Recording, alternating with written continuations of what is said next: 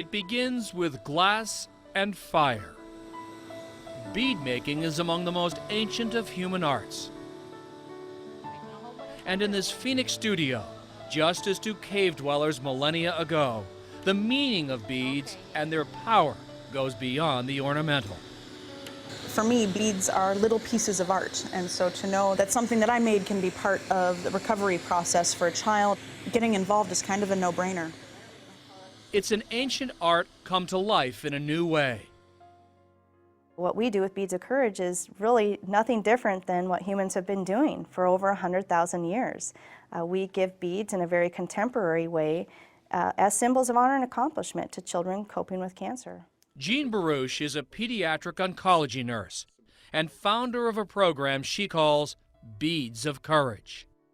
Back in 2004, Jean was treating kids with cancer at the Phoenix Children's Hospital. I graduated from a top nursing school in Arizona, and I thought, you know, I have all the tools to meet the physical needs of these kids. I was very confident in my skills to address the physical treatment of their condition, but really what I struggled with were the emotional needs. What were you noticing that the kids were not getting? These kids were seeking something tangible.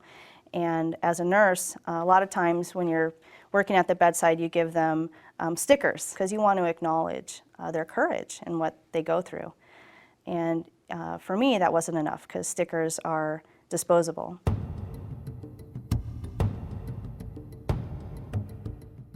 It just so happens that Arizona is also home to the Bead Museum, the only museum in the world devoted exclusively to beads. After a visit, Jean had a plan. Design a nationwide program in which a series of handcrafted beads could be given to every child fighting cancer, a specific bead for every step of their medical journey. White beads, chemotherapy, you'll see a lot of these beads on all of our kids' strands. Blue bead for clinic visit, every time they've had to miss school to receive treatment in the clinic. Yellow bead, every time they're away from their comforts of home. A red bead for every time their life is dependent on a blood transfusion. Brown bead is the bead most kids don't look forward to getting because it's given during hair loss, and the list goes on. It's a cupcake bead. Okay, that's pretty sweet. The main purpose? Help children tell the story of their illness, first to themselves and then to others. I'm Leah Brinson. I'm 16 years old and I have leukemia. My name is David Cotter. I'm 11 years old and I have leukemia. My name is Hannah Layfield and I'm 11 years old and I have lymphoma. Something. They are just a few of the patients Jean brought together recently at the Aflac Cancer Center in Atlanta to publicly acknowledge their bravery. It's an honor to be here today to celebrate your courage. On an annual basis, there are over 10,000 children diagnosed with cancer. Right now, the Beads of Courage program is in over 70 children's hospitals throughout the United States, New Zealand, and Japan, and we support over 15,000 children with the program. What kind of procedures do you have here? I have lumbar punctures, spinal taps.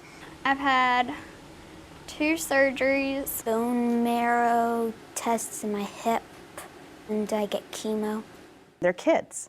So how can kids explain to their family or their relatives or their close acquaintances, I have childhood cancer, look at all that I've gone through. Before Beads of Courage, really all they had was the physical manifestations. Now they can hold up their strand of beads and say, every bead on here honestly is something that I've experienced something painful or uncomfortable. During 2 years of treatment, a child in the program averages 500 beads. Some have more than 1,000. Do you have a favorite? My favorite is the anchor, and it represents like friends and family and caregivers, and it also represents like hope during like stormy times, kind of. Are you still struck, touched when you see a child walk in a room and you see so many beads and realize what they've been through? Always, always. When we were in Atlanta, I saw a dad walking in with all the beads. I mean, he looked like King Tut. That dad is Joe Wampler. His 6-year-old daughter, Olivia, is battling a cancerous brain tumor. My daughter can't, they're too heavy for her to wear. she'd fall over. So I have to wear most of them for her, which puts me in a position to realize that she's been through a lot more than I could ever think about going through. Every time we've held her hand, every time she's cried, every time she's laughed, there's been a bead to go with it. Perhaps the most moving stories for Jean Baruch are from families of children who lost their fight. One mother in particular, she said, I have those beads hanging in a shadow box, and they hang outside my bedroom door, and I can see them when I'm lying in bed, and there's some days I don't want to get out of bed, but I look at those beads and I say, you know what? Your 7-year-old daughter went through all of that. You can get through today. So it's really powerful. You ready? Yep. She has a brain tumor like me. At the Phoenix Children's Hospital, where the program began, 10-year-old Callie Rebholz is undergoing treatment for a brain tumor. Brittany is Callie's mom. What kind of a difference have these made? I definitely think it makes a difference in her being brave and tough and getting through different things as a kid. She's a really strong girl. When your friends came the other day, did you show them your beads? What did you tell them about the beads? I told them what they were for and how you get them. I got this one for losing my hair. A child who can laugh about losing her hair says everything you need to know about the power of something so simple. Are you ready for your surgery? Okay. Beads of courage, like little purple hearts made of glass and fire and caring. These beads seem like such a little thing. They seem like it, but they're absolutely not. No. They're not. What are they? They're more of like beads of life.